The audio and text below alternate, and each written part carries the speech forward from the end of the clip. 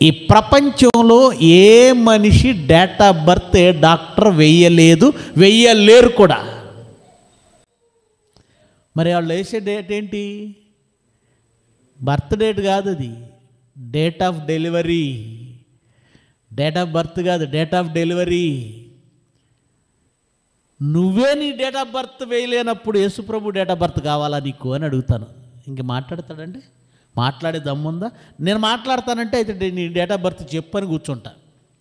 అది date of birth కాదండి, అది డేట్ ఆఫ్ డెలివరీ. అడగండి డాక్టర్ని. ఒకప్పుడు డేట్ ఆఫ్ బర్త్ అని సర్టిఫికేట్ ఇచ్చేవాళ్ళు, ఇప్పుడు డాక్టర్లు ఏమని రాస్తున్నారా సర్టిఫికేట్లో? డేట్ ఆఫ్ డెలివరీ అని రాస్తున్నారు, డేట్ ఆఫ్ డెలివరీ. కనుక మనుషుల డేట్ ఆఫ్ బర్త్ తెలియనప్పుడు యేసుక్రీస్తు డేట్ ఆఫ్ బర్త్ ఏంటి?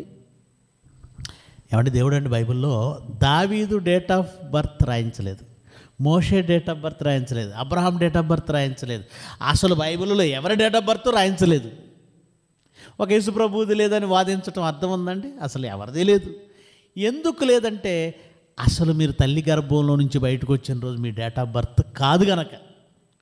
అది డేట్ ఆఫ్ బర్త్ కాదు.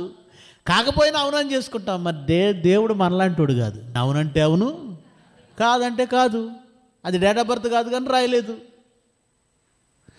యేసుప్రభు పుట్టింది అది లేదని నానా యాగి చేసేవాళ్ళని అడుగుతున్నాను, నీ డేట్ ఆఫ్ బర్త్ ఉందా? అసలు మన డేట్ ఆఫ్ బర్త్ కూడా తప్పండి. మనం కూడా పుట్టిన వాళ్ళం కాదండి, వచ్చిన వాళ్ళం. పరమార్థం ఎవరికీ తెలియదండి. మనం భూమి మీదకి వచ్చిన వాళ్ళం తెలుసా? మనం కూడా ఎప్పుడు పుట్టామో తెలుసుగా? చదువుతున్నారుగా, మనం ఎప్పుడు పుట్టాం? చాలామంది అంటారు, నువ్వు భూమి పుట్టినప్పుడు పుట్టావురా, ఇంకా పెళ్లి చేసుకోవారా అంటారు. ఆడు భూమి పుట్టినప్పుడు కాదు, భూమి పుట్టక ముందు పుట్టాడు. ఆడే కాదు, నువ్వు కూడా. నువ్వు ముందు పెళ్లి చేసుకున్నావని ఇప్పుడే పుట్టిన బాలుడు అనుకోకు. అర్థమైందా? ప్రతి మనిషి ఈ విశ్వము పుట్టక ముందే పుట్టారు పరలోకంలో. ఇక్కడ ఆకారాన్ని ధరించుకున్నాం అంతే, ఇక్కడ ఆకారాన్ని ధరించుకున్నాం. యేసుప్రభు అంతే. అందుకే బైబిల్లో ఎవరి డేట్ ఆఫ్ బర్త్లు రాయరు. అలాగని డేట్లు వేయటం ఆ దేవుడికి తెలియదు అనుకోకండి. ఇశ్రాయేలీయులు ఐగుప్తు నుంచి ఏ రోజున, ఏ కాలంలో, ఏ సంవత్సరం, ఏ నెలలో బయలుదేరారో రాశాడు.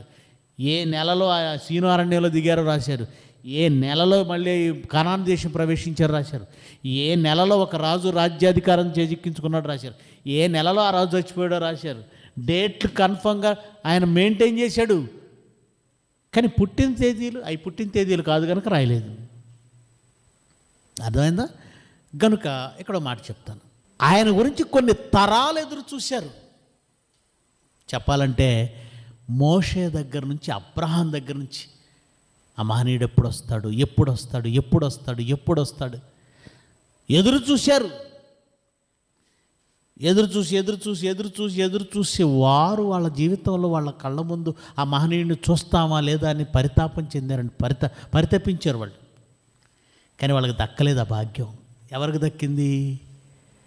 యేసుక్రీస్తు శిష్యులు ఉన్నారు, ఆ యేసుక్రీస్తు సమకాలికులు ఉన్నారు, వాళ్లకు దక్కింది యేసుక్రీస్తును చూసే భాగ్యం, ఆయన మాట్లాడుతున్న వాక్యాలు వినే భాగ్యం, ఆయన చేస్తున్న కార్యములు, సత్క్రియలు లేదా అద్భుతాలు చూసే భాగ్యం ఆయన సమకాలికులు దక్కింది. ఆయన తన మొదటి రాకలో ఏం చెయ్యాలో దాన్ని ముగించుకొని వెళ్ళిపోయాడండి. ఇప్పుడు రెండవ రాకడ ఉంది. మనం మొదటి రాక కోసం ఎదురు చూడాలా, రెండవ రాక కోసం ఎదురు చూడాలా? మత్తయి సువార్త 26వ అధ్యాయము 64వ వచనం చదవండి ఒకసారి.